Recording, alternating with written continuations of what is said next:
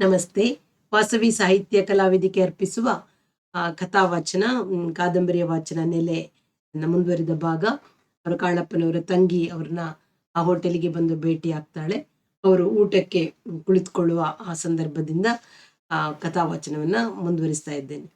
ಅವರು ಊಟ ಅರ್ಧ ಸಾಗಿದ್ದಾಗ ತಮ್ಮ ಮನಸ್ಸಿನಲ್ಲಿ ಮೇಲೆ ಕೆಳಗಾಗುತ್ತಿದ್ದ ಪ್ರಶ್ನೆಗೆ ಉತ್ತರ ಹೊಳೆಯಿತು. ಮೈಥುನ ಸಂಬಂಧ ಅಂತಃಕರಣವನ್ನು ಹತ್ತಿರ ತರುವಷ್ಟು ಬೆನ್ನಲ್ಲಿ ಬಿದ್ದ ಸಂಬಂಧ ತರಲು ಸಾಧ್ಯವಿಲ್ಲ. ಮನಸ್ಸು ಈ ಉತ್ತರದಲ್ಲೇ ಮಗ್ನವಾಗಿ ಕುಡಿಯಲು ಮಜ್ಜಿಗೆ ತಂದು ನಿಂತ ಸಪ್ಲೈಯರ್ ನಂಜುಂಡಿ ಕಣ್ಣಿಗೆ ಕಾಣಿಸಲಿಲ್ಲ. ನಾನಿರೋದು ಮರೆತು ಅದೇನು ಯೋಚನೆ ಮಾಡ್ತಿದ್ದೀಯಾ? ಮಹಾಲಕ್ಷ್ಮಿ ಕೇಳಿದಳು. ಅವರು ಕುರುಡು ನೋಟ ನೋಡಿದರು. ಅವರ ಊಟವಾದ ಮೇಲೆ ಎಲ್ಲರೂ ರೂಮಿಗೆ ಹೋಗಿ ಪ್ರತಿಯೊಬ್ಬರು ಮೊದಲು ಕೂತಿದ್ದ ಜಾಗಗಳಲ್ಲಿ ಕುಳಿತ ನಂತರ ಮಹಾಲಕ್ಷ್ಮಿ, ಊರಿಗೆ ಹೋಗೋಣ ನಡಿ ಎಂದಳು. ನಾಳೆ ನಾನು ವಾಪಸ್ ಹೋಗ್ತಿದ್ದೀನಿ, ಕೆಲಸವಿದೆ. ಈಗಲೂ ಅದೇ ಕೆಲಸವೇಯೋ? ಇಲ್ಲಮ್ಮ, ಕೆಲಸ ಬಿಟ್ಬಿಟ್ಟೆ. ಎಷ್ಟೋ ದಿನ ಅಂತ ದುಡಿಲಿ, ವಯಸ್ಸಾಯ್ತಲ್ಲ. ಹಾಗಾದ್ರೆ ನಮ್ಮೂರಿಗೆ ಬಾ, ನಮ್ ಜೊತೆ ಹಾಯಾಗಿದ್ಬಿಡು. ಹಳ್ಳಿಗೆ ಇಷ್ಟ ಅಂತಿದ್ಯಲ್ಲ.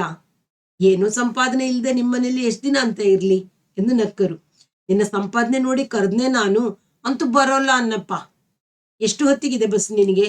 ಅದೇನೋ 1 ಗಂಟೆಗೆ ಒಂದೊಂದಿದೆ. ಒಂದಿಷ್ಟು ಹಾಗೆ ಪ್ಯಾಟೆ ಬದಿಗೆ ಹೋಗಿ ಬಸ್ ಸ್ಟ್ಯಾಂಡಿಗೆ ಹೋಗಬೇಕು.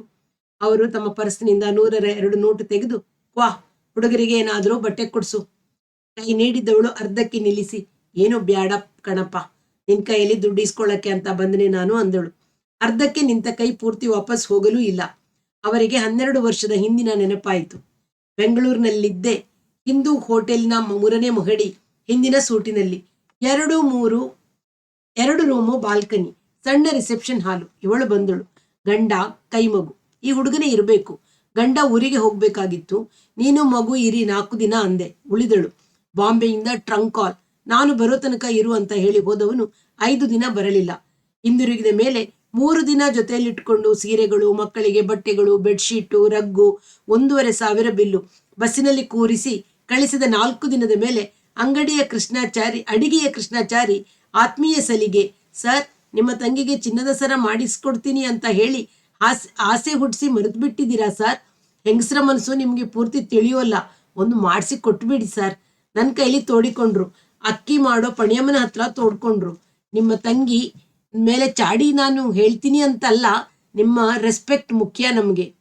ಯಾವಾಗ ಹೇಳಿದ್ದೆ ನಾನು ಸರ ಮಾಡಿಕೊಡ್ತೀನಿ ಅಂತ? ಮದುವೆಯಲ್ಲಿ. ಮುಂದೆ ಆದಾಗ ಮಾಡಿಸೋಣ, ಈಗ ಅದೆಲ್ಲ ಕೇಳಬೇಡ ಅಂತ ಹೇಳಿದ್ದು ನೆನಪಿಗೆ ಬಂತು. ನಮ್ಮಮ್ಮ ಇದ್ದಿದ್ರೆ ಮಾಡಿಸದೆ ಇರ್ತಿರ್ಲಿಲ್ಲ. ತಾಯಿ ಇಲ್ಲದ ಮೇಲೆ ಹೆಣ್ಣು ಮಕ್ಕಳಿಗೆ ಎಂಥ ತವರು ಪಣಿಯಮ್ಮ ಅಂತ ಕಣ್ಣೀರು ಹಾಕ್ಕೊಂಡ್ರು. ಹೀರಾಲಾಲನ ಸಾಲ ಅವನಿಂದ ಶರಟು ಹಿಡಿಸ್ಕೊಂಡು ತೂ ಎನ್ನಿಸಿ 2 ವರ್ಷದ ಮೇಲೆ ನಾನೇ ಇವರ ಊರಿಗೆ ಹೋಗಿದ್ದಾಗ ಮಾತು ತೆಗೆದು ಜಗಳವಾದ ಜ್ಞಾಪಕ ಬಂದು, ಇರಲಿ ತಗ, ನನಗೂ ರಿಟೈರ್ ಆಯಿತು ಎಂದಾಗ ಕೈಯನ್ನು ಮುಂದಕ್ಕೆ ಮಾಡಿ ಇಸ್ಕೊಂಡ್ಲು. ಇವರಿಗೆ ಆಕಳಿಕೆ ಬಂತು. ನಾವು ಹೊರಡ್ತೀವಿ, ನಿಂತ್ಕ, ನಮಸ್ಕಾರ ಮಾಡ್ತೀನಿ. ಮಾಡ್ರೋ ನೀವುವೇ ಎಂದು ಮಂಚದಿಂದ ಇಳಿದು ನಿಂತ ಕಾಲುಗಳನ್ನು ಮುಟ್ಟಿ ನಮಸ್ಕರಿಸಿ ಕಣ್ಣುಗಳಲ್ಲಿ ನೀರು ತುಂಬಿಕೊಂಡು ಹೊರಟು ಹೋದಳು. ಮಕ್ಕಳು ಅನುಸರಿಸಿದರು. ಮೆಟ್ಟಲಿಳಿದು ಹೋಟೆಲಿನ ಬಾಗಿಲಿನ ತನಕ ಕಳಿಸಲು ಹೋದಾಗ ಇವರು ಕೇಳಿದರು, ನಾನು ಇಲ್ಲಿರೋದು ಹ್ಯಾಕ್ ಗೊತ್ತಾಯ್ತು ನಿನಗೆ?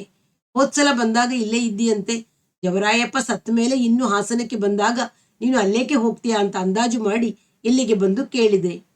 ರೂಮಿಗೆ ಬಂದು ಹಾಸಿಗೆ ಮೇಲೆ ಹೊರಗಿದಾಗ ಇವರಿಗೆ ಅಕ್ಕ ತಿಮ್ಮುವಿನ ನೆನಪು ಬಂತು. ಅವಳೇ ಸರಿ. ಯಾವತ್ತೂ ನನ್ನಿಂದ ಏನೂ ಅಪೇಕ್ಷಿಸಿಲ್ಲ. ತನ್ನ ಸಂಸಾರದಲ್ಲಿ ಇದ್ದುದರಲ್ಲಿ ತೃಪ್ತಿಯಿಂದ ಇದ್ದಾಳೆ. ಅವಳನ್ನು ನೋಡಿ 6-7 ವರ್ಷವಾಯ್ತಲ್ವೇ. ಹಳ್ಳಿಗೆ ಹೋಗಿ ನೋಡ್ಕೊಂಡು ಬರಬೇಕು. ಇನ್ನು ಅವಳು ಎಷ್ಟು ವರ್ಷ ಬದುಕಿರ್ತಾಳೆಯೋ, ನಾನೆಷ್ಟು ವರ್ಷ ಉಳಿದಿರುತ್ತೇನೆಯೋ ಅನ್ನಿಸಿತು. ಆದರೆ ಯಾವಾಗ ಸಿಕ್ಕಿದರೂ ಅವಳು ತೆಗೆಯುತ್ತಿದ್ದ ಒಂದು ಗೋಳು ಅಲ್ಲ, ಆಕ್ಷೇಪದ ನೆನಪಾಯಿತು. ನಮ್ಮ ಮನೆಗೆ ಗಂಡು ಮಗ ನೀನೊಬ್ಬನೇ. ಸಣ್ಣ ನಾಗಪ್ಪನವರ ಮನೆ ನಿಂತು ಹೋಯ್ತು ಅನ್ನೋ ಹಾಗೆ ಮಾಡಿಬಿಟ್ಟೆ ಎಂದು ಎಷ್ಟು ಸಲ ಅಂತಾಳೆಯೋ ಲೆಕ್ಕವಿಲ್ಲ. ನನಗೆ ಕಿರಿಕಿರಿ ಮಾಡೋದು ಅವಳ ಉದ್ದೇಶವಲ್ಲ. ತಮ್ಮನು ಮದುವೆ ಆಗದೆ ಉಳಿದದ್ದೊಂದು ದೊಡ್ಡ ನ್ಯೂನವೆಂದು ಅವಳ ನಂಬಿಕೆ. ಹೋದ ಸಲ ಅವಳ ಊರಿಗೆ ಹೋಗಿದ್ದಾಗ ಹಠ ಹಿಡಿದಿದ್ದಳಲ್ಲ, 54 ಯಾವ ಮಹಾ ವಯಸ್ಸು? ನಿಮ್ಮ ಭಾವನ ದೊಡ್ಡಪ್ಪ ಮಕ್ಕಳಿಲ್ಲ ಅಂತ 60ಕ್ಕೆ ಮದುವೆ ಮಾಡಿಕೊಂಡ್ರು, ಮಕ್ಕಳಾಯ್ತಂತೆ. ನಮ್ಮ ಪೈಕಿನೇ ಬಾಣ ಬರೆದ ಒಬ್ಬ ಹುಡುಗಿ ಹಾಸನದ ಹೈಸ್ಕೂಲಲ್ಲಿ ಹೆಡ್ ಮೇಡಮ್ ಆಗಿದ್ದಾಳೆ, 34. ಅವಳು ನಿನ್ನ ನೋಡಿದಾಳೆ. ನಾನು ಮಾತಾಡ್ತೀನಿ, ದಮ್ಮಯ್ಯ ಅಂತ ಒಪ್ಕಾತಾಳೆ.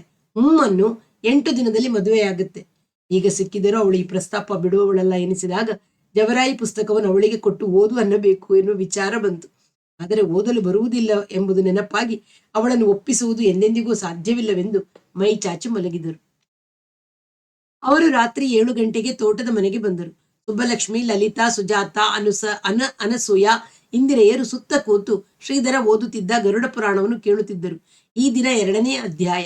ಯಮಲೋಕದ ಮಾರ್ಗ ಮತ್ತು ಪಾಪಿಗಳ ಪಯಣದ ಬವಣೆಯ ವಿವರವನ್ನು ಶ್ರೀಧರ ಓದುತ್ತಿದ್ದ. ಅನಂತರ ಇವರು ಅವರೊಡನೆ ಕೂತು ಊಟ ಮಾಡಿ ಎಂದಿನಂತೆ ಜಗಲಿಯ ಮೇಲೆ ಸೊಳ್ಳೆ ಪರದೆಯ ಒಳಗೆ ಮಲಗಿದರು. ತಂಗಿ ಮಹಾಲಕ್ಷ್ಮಿಯದೇ ನೆನಪಿನಲ್ಲಿ ನಿದ್ದೆ ಬಂತು. ಬೆಳಗ್ಗೆ ಎದ್ದು ಮುಖಕ್ಷೌರ ಸ್ನಾನ ಮಾಡಿ, ತಿಂಡಿ ಬೇಡ ಇವತ್ತು, ನಾನು ಬರೋದು ಸಂಜೆಯಾಗ್ಬೋದು ಎಂದು ಹೊರಟಾಗ ಸುಬ್ಬಲಕ್ಷ್ಮಿ, ನಿಮ್ಮ ಸ್ನೇಹಿತರು ಇಲ್ಲದ ಮೇಲೆ ಇಲ್ಲಿ ಹೊತ್ತು ಕಳೆಯೋದು ಕಷ್ಟ ಅಂತಲೇ ಎಂದಳು. ನೀವಿದ್ದೀರಾ ಅಂತಲೇ ನಾನಿಲ್ಲಿ ಕ್ರಿಯಾಕರ್ಮ ಆಗೋ ತನಕ ಉಳಿದಿದ್ದು. ಒಂದಿಷ್ಟು ದೂರದ ಊರುಗಳಿಗೆ ಫೋನ್ ಮಾಡಿ ಸಂಜೆ ಬೇಗ ಬರ್ತೀನಿ ಅಂತ ಹೊರಟ್ರು.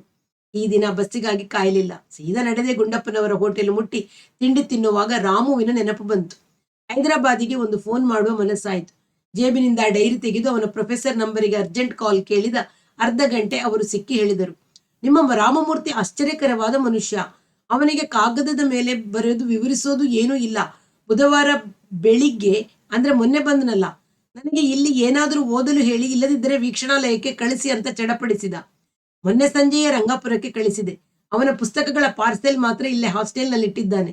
ಉಳಿದೆಲ್ಲ ಹೊತ್ಕೊಂಡು ವೀಕ್ಷಣಾಲಯಕ್ಕೆ ಹೋದ. ಡಾಕ್ಟರ್ ಶೇಖರ್ ಈಗ ತಾನೇ ಅಲ್ಲಿಂದ ಬರುವವರು ಹೇಳಿದರು. 1 ಕಪ್ ಟೀ ಕುಡಿದು ರಾತ್ರಿಯೆಲ್ಲ ವೀಕ್ಷಣಾಲಯದಲ್ಲಿ ಅವರಿಗೆ ಸಹಾಯ ಮಾಡಿದನಂತೆ. ಶೇಖರ್ 2 ವರ್ಷದಿಂದ ಒಂದು ನಕ್ಷತ್ರ ಗುಂಪನ್ನು ವೀಕ್ಷಿಸುತ್ತಿದ್ದಾರೆ. ಅವರ ಸಮಸ್ಯೆಯನ್ನು ಇವನು 1 ರಾತ್ರಿಯಲ್ಲಿ ಅರ್ಥ ಮಾಡಿಕೊಂಡನಂತೆ. ಅವನಿಗೆ ವೀಕ್ಷಣಾಲಯದ ಕೆಲಸ ವಹಿಸಿ ನಾನೊಂದಿಷ್ಟು ನಿದ್ದೆ ಮಾಡಲು ಸಾಧ್ಯವಾಯಿತು ಎಂದರು ಡಾಕ್ಟರ್ ಶೇಖರ್. ಅದೃಷ್ಟಕ್ಕೆ ಮೋಡಗಳಿಲ್ಲ. ಒಳ್ಳೆ ತಿಂಗಳಿನಲ್ಲಿ ಬಂದಿದ್ದಾನೆ ನಿಮ್ಮ ರಾಮಮೂರ್ತಿ. ಮಹಡಿ ಮೇಲೆ ತಮ್ಮ ಕೋಣೆಗೆ ಹೋಗಿ ಸೋಫಾದ ಮೇಲೆ ಕುಳಿತಾಗ ಗರುಡ ಪುರಾಣದಲ್ಲಿ ವರ್ಣಿತವಾದ ಯಮಲೋಕದ ಮಾರ್ಗಕ್ಕೂ ರಾಮಮೂರ್ತಿ ರಾತ್ರಿ ಎಲ್ಲ ನೋಡುತ್ತಿರುವ ನಕ್ಷತ್ರ ಪಥಕ್ಕೂ ಇರುವ ವ್ಯತ್ಯಾಸ ಕಲ್ಪನೆಗೆ ಬಂತು. ಯಾಕೋ ಗರುಡ ಪುರಾಣವನ್ನು ತಾವು ಪೂರ್ತಿ ಕೇಳಬೇಕು ಎನಿಸಿತು. ಅದನ್ನು ಓದುವಾಗ ವಿದ್ಯುತ್ ಬೆಳಕು ಆಗದಂತೆ ಅದರ ಜೊತೆಗೆ ಕಡಲೆಕಾಯಿ ಎಣ್ಣೆಯ ಹಣತೆ ಉರಿಸಿಕೊಂಡು ಅದರ ಪಕ್ಕದಲ್ಲಿ ಶ್ರೀಧರನನ್ನು ಕೂರಿಸಿಕೊಂಡು ಇವರೆಲ್ಲ ಸುತ್ತ ಕೂತು ಅತಿ ದುಃಖದಾಯಕವಾದ ಯಮಲೋಕದ ಮಾರ್ಗವನ್ನು ನಾನು ನಿನಗೆ ವಿವರಿಸುತ್ತೇನೆ. ನೀನು ನನ್ನ ಭಕ್ತನಾದರೂ ಸಹ ಅದನ್ನು ಕೇಳಿದಾಗ ನಡುಗಿ ಹೋಗುವೆ. ಮನುಷ್ಯನು ವಿಶ್ರಮಿಸಿಕೊಳ್ಳಲು ಬೇಕಾದ ಮರದ ನೆರಳು ಅಲ್ಲಿಲ್ಲ. ಪ್ರಾಣ ರಕ್ಷಣೆಗೆ ಬೇಕಾದ ಆಹಾರಾದಿಗಳೂ ಇಲ್ಲ. ಬಾಯಾರಿಕೆಯಾದರೆ ಕುಡಿಯಲು ನೀರಿಲ್ಲ. 12 ಸೂರ್ಯರು ಪ್ರಳಯದ ಅಂತ್ಯದಲ್ಲಿ ತಪ್ಪಿಸುವಂತೆ ಪ್ರಜ್ವಲಿಸುತ್ತಾರೆ ಎಂದರೆ 2 ಕೋಟಿ ಇಂಟು 12 24 ಕೋಟಿ ಡಿಗ್ರಿ ಸೆಂಟಿಗ್ರೇಡ್ ಶಾಖದಲ್ಲಿ ಎಂಬ ವೈಜ್ಞಾನಿಕ ಲೆಕ್ಕಾಚಾರವು ತಲೆ ಹಾಕಿ, no, that is not the sense ಎಂದು ತೊಡೆದು ಹಾಕಿ ನೆನಪನ್ನು ಸರಿ ಮಾಡಿಕೊಂಡರು. ಪಾಪಿಯು ಆ ಮಾರ್ಗದಲ್ಲಿ ಕೆಲವು ಕಡೆ ಶೀತಲ ವಾಯುವಿನಿಂದ ಪೀಡಿತನಾಗಿ ನಡೆಯುತ್ತಾನೆ. ಒಂದೊಂದು ಕಡೆ ಮುಳ್ಳುಗಳು ಚುಚ್ಚುತ್ತವೆ. ಅಲ್ಲಲ್ಲಿ ಮಹಾವಿಷವುಳ್ಳ ಸರ್ಪಗಳು ಕಚ್ಚುತ್ತವೆ. ಕೆಲವು ಘೋರವಾದ ಸಿಂಹ, ಹುಲಿ, ನಾಯಿಗಳು ತಿನ್ನುತ್ತವೆ. ಅಲ್ಲಲ್ಲಿ ಚೇಳುಗಳು ಕಚ್ಚುತ್ತವೆ. ಕೆಲವು ಕಡೆ ಬೆಂಕಿಯು ಸುಡುತ್ತದೆ ಎಂಬ ಸರಣಿಯಿಂದ ಹೊರಬಂದ ಮನಸ್ಸು ಒಂದು ಪಕ್ಷ ಇವೆಲ್ಲ ನಿಜವಾಗಿದ್ದರೆ ಜವರಾಯಿ ಇಂಥ ಶಿಕ್ಷೆಗೆ ಅರ್ಹವಾದ ಪಾಪವನ್ನು ಮಾಡಿದ್ದಾನೆ ಎಂಬ ಪ್ರಶ್ನೆ ನಿಂತಿತು. ಎಷ್ಟು ವರ್ಷಗಳವರ ಆಲೋಚನೆಯಲ್ಲಿ ಪಾಪ ಎಂಬ ಕಲ್ಪನೆಯು ತನ್ನೆಲ್ಲ ಅರ್ಥಗಳನ್ನು ಕಳೆದುಕೊಂಡಿತ್ತು. ಸರಿ, ತಪ್ಪು, ನ್ಯಾಯ, ಅನ್ಯಾಯ, ಹೀನ, ಉನ್ನತ ಎಂಬ ಕಲ್ಪನೆಗಳು ಸಾಕು ಮನುಷ್ಯನನ್ನು ಅಳೆಯಲು. ಜವರಾಯಿ ಎಷ್ಟೋ ಸಲ ನಾನು ಕಂಡಂತೆಯೇ ವೃತ್ತಿಯಲ್ಲಿ ಸುಳ್ಳು ಹೇಳುತ್ತಿದ್ದ. ನಾನು ನನ್ನ ಕಂಪನಿಯ ವ್ಯಾಪಾರಕ್ಕೋಸ್ಕರ ಹೇಳುವಂತೆ. ಇಂಥದ್ದನ್ನು ಪಾಪವೆನ್ನುವುದೇಕೆ?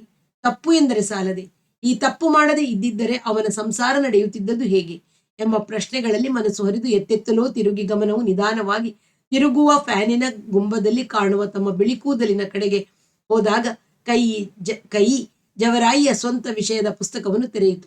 ಇದ್ದಕ್ಕಿದ್ದಂತೆ ಮನಸ್ಸು ನಡುವೆ ಓದುವುದು ಬೇಡ, ಈ ದಿನ ಮೊದಲ ಪುಟದಿಂದ ಓದಬೇಕೆಂದು ಬಯಸಿತು.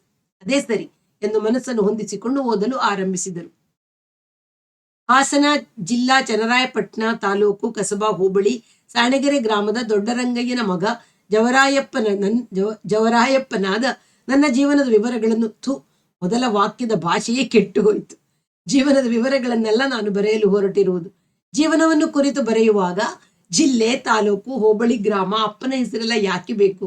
ಖರೀದಿ, ಕರಾರು, ಆಧಾರ, ಗುತ್ತಿಗೆ, ಭೋಗ್ಯ ಮೊದಲಾಗಿ ಯಾವುದೇ ಪತ್ರವಾದರೂ ಬರೆಸುವವನ ಮತ್ತು ಬರೆಸಿಕೊಳ್ಳುವವನ ಗುರುತು ಪರಿಚಯಗಳೆಲ್ಲ ಅನುಮಾನಕ್ಕೆಡೆಯಿಲ್ಲದಂತೆ ಒಕ್ಕಣೆಯಲ್ಲಿ ನಮೂದಾಗಬೇಡವೇ? ಅದೇ ರೀತಿ ಜೀವನ ಕುರಿತು ಬರೆಯುವಾಗಲೂ ಖುದ್ದು ಜೀವನವೇ ಆಗಲಿ ಈ ಎಲ್ಲ ವಿವರಗಳಿಲ್ಲದಿದ್ದರೆ ಯಾರದ್ದು, ಯಾವ ಕಾಲದ್ದು, ಯಾವ ದೇಶದ್ದು ಎಂಬುದೆಲ್ಲ ತಿಳಿಯುವುದು ಹೇಗೆ? ಆದ್ದರಿಂದ ಮೊದಲ ವಾಕ್ಯದ ವಿವರಗಳೆಲ್ಲ ಸರಿ, ಚಾಪಾ ಕಾಗದದ ಭಾಷೆ ಮಾತ್ರ ತಪ್ಪು.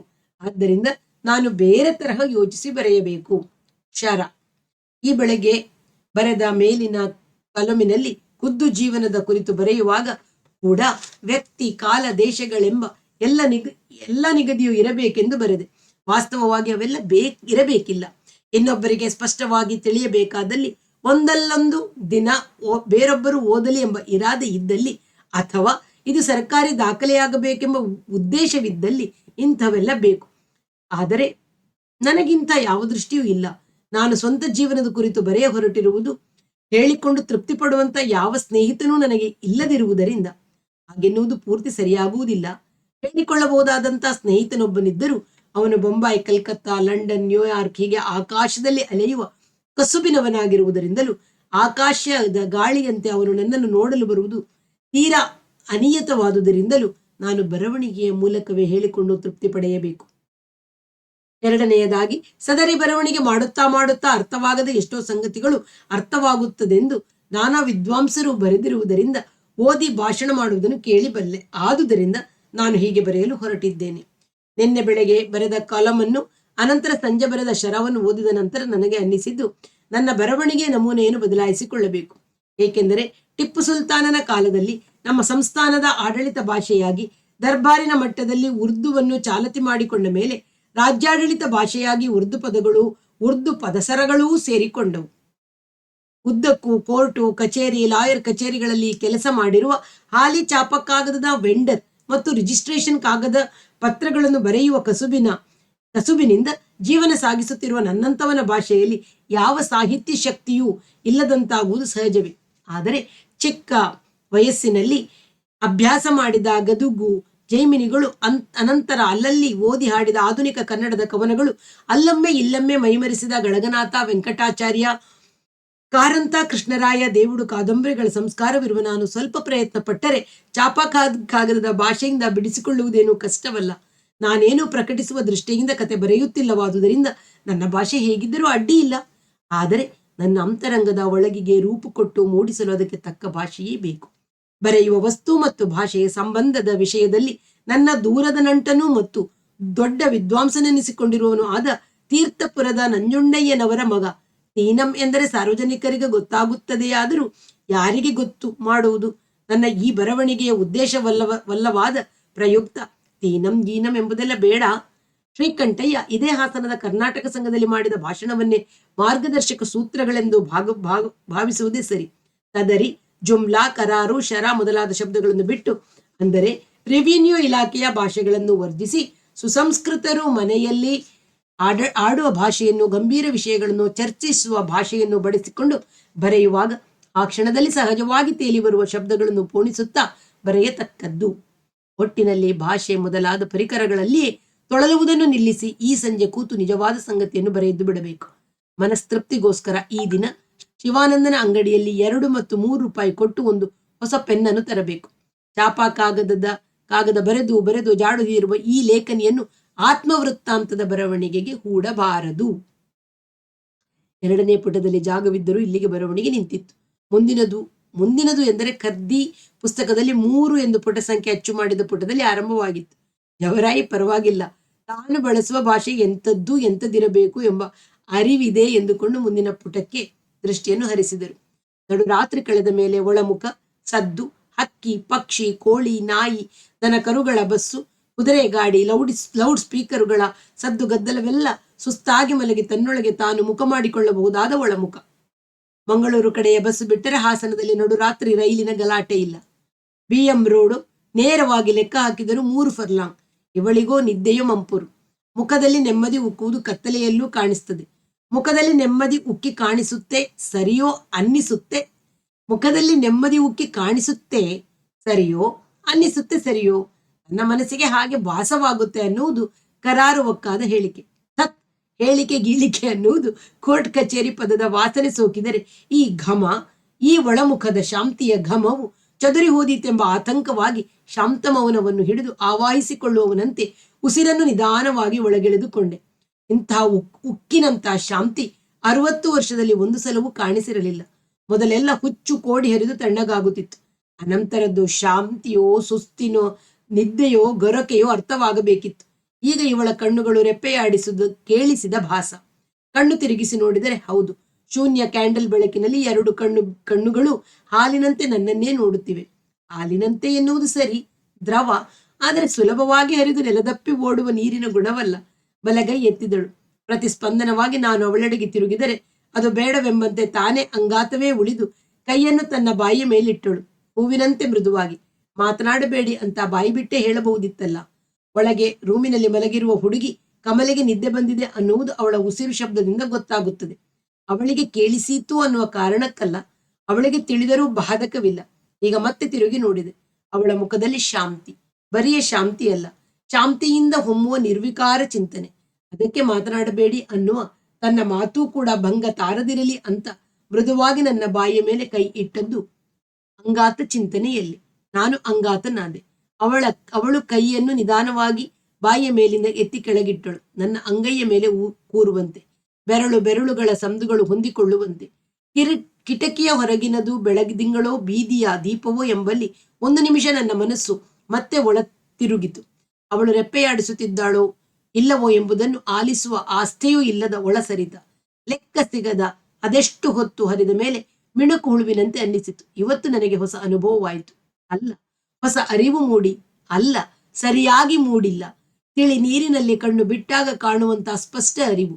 ಇದರ ಸ್ಪಷ್ಟ ರೂಪ ಗುರುತಿಸಿ ಅರ್ಥ ಮಾಡಿಕೊಳ್ಳಬೇಕು ಎನ್ನಿಸಿದಾಗ ತಡಕಾಟಕ್ಕೆ ಗುರಿ ಸಿಕ್ಕಿದಂತಾಯಿತು. ತಕ್ಷಣ ನೆನಪುಗಳು ನುಗ್ಗಿ ಬರತೊಡಗಿದವು.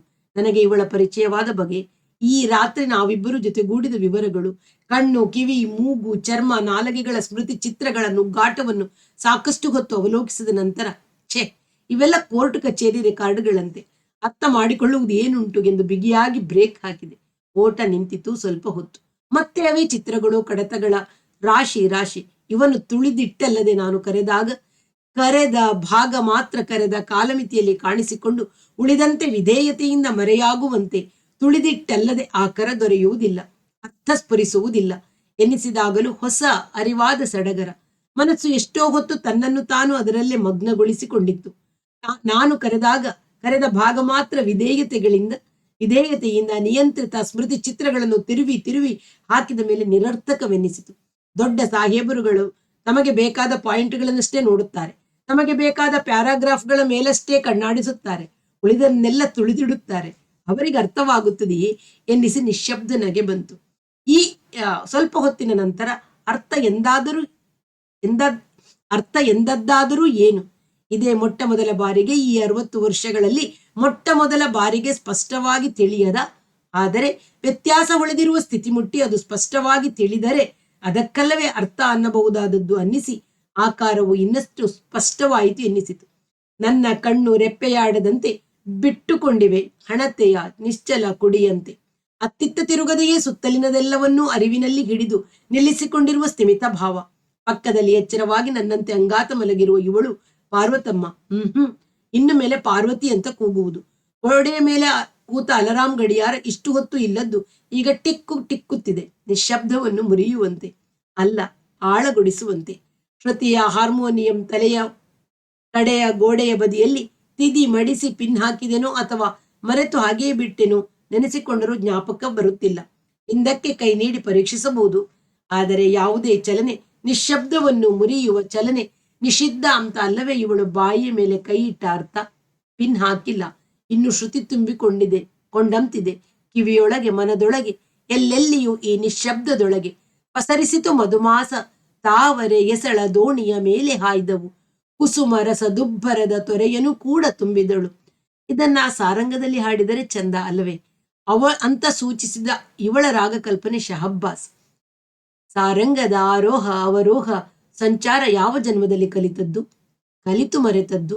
ಇವಳು ಗುನುಗಿ ನೆನಪು ಮಾಡಿಕೊಟ್ಟದ್ದರಿಂದ ಬಾರಿಸಿಕೊಂಡು ಕೊನೆಗೆ ಸಂಚಾರ ಸಿಕ್ಕಿ ಒಸರುವ ಮಕರಂದದ ತುಷಾರದ ಕೆಸರೊಳದ್ದವು ಕೊಂಚಗಳು ಅಗಲೆಸೆವ ದಂಪತಿ ಒಕ್ಕಿ ಸಾರಸ ರಾಜಹಂಸಗಳು.